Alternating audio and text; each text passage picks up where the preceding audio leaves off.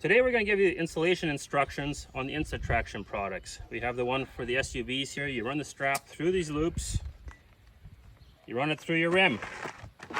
You place the traction device on top of the tire. You run the strap through the tire. And then you ratchet it tight.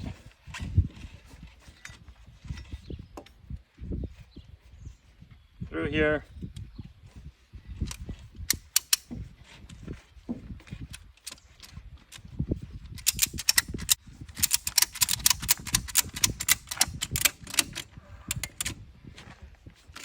The aim is to make it very tight. Sometimes the slots on vehicles like this can be very sharp, causing your thing to slide when you're spinning, and it'll cut your strap. So make it very tight. If you have a low profile tire, when you're done making it tight, flip this over so it will not hit the cement on the road. You don't want to bend this. Also, stay away from the valve stem.